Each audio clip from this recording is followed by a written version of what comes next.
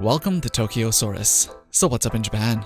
So apparently Your Name is a popular movie, especially in Japan where it beat out the second most popular movie, Star Wars The Force Awakens, by more than double in the box office for 2016.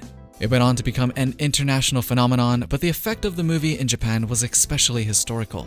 But why? Why was Your Name so popular to people all ages across all walks of life, across different nationalities? Japan's NHK had a TV special recently that explored exactly that topic. So apparently, in the first week of release, around 70% of the audience for Your Name consisted of teens and people in their 20s, which eventually shrunk to around 50% as the number of people over the age of 30 or middle-aged people grew in the audience to almost 50%. Shinkai's works, if you watched any of them before, you would know that his target audience are young people in their teens and 20s. So this came as a big surprise to everyone and especially to Shinkai himself. This newfound audience and mass appeal was something Shinkai did not plan for with Your Name, and so NHK decided to interview 53 men and women to discover just exactly what it is in Your Name that was able to capture the hearts and minds of this older audience. These 53 people have not watched the movie before and were given heart signs to lift up when they felt particularly moved by the scene, and afterwards they were asked in detail why those specific scenes were touching to them. And here's where we found the trends. Over 36 people out of the 53 said that the movie had scenes which reminded them of past romantic encounters and also past romantic breakups.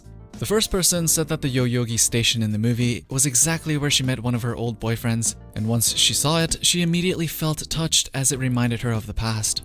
Another person said that the interactions between the characters made them wonder about what her husband thought of her when they first met, and also the musubi symbol was also really important to her, as she also believes God bound her and her husband together through musubi. In the film, where the two main characters are separated by distance, but were still connected through their feelings, were symbolized with musubi, which in other words could be referred to as the red string of fate. When the musubi sequence was shown in the movie, a high majority of the people in the audience immediately raised their heart signs as it brought back memories of irreplaceable loved ones. Even though they may be far away now, they will always be connected to you in one form or another.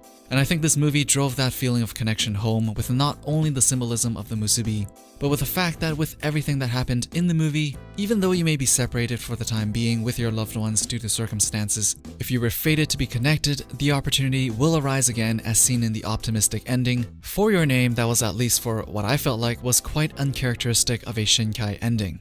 In the actual NHK TV special, we see a sequence of an old man literally bawling his eyes out at a certain scene along with many others. And I remember in the theater when I watched it, a lot of people around me were also crying at different parts of the movie. So for a movie to be able to evoke so much emotion at different parts of the movie really goes to show just how much a person's past experiences affect their interpretation of the movie. Your Name may not be a technical masterpiece in terms of writing, and even Shinkai himself admits that this film wasn't all that great in a lot of ways. But because it was able to connect so many people to their own experiences, I think this is a definite sign for a masterpiece, at least in my books. The last man interviewed said that the movie got him thinking about how he met his wife and how they managed to stay married for so long, but also made him think about whether or not they were actually fated to be together all along. Kinda cheesy, I know, but at the end he said it just made him appreciate his relationship with his wife even more and made him feel more grateful for what he has.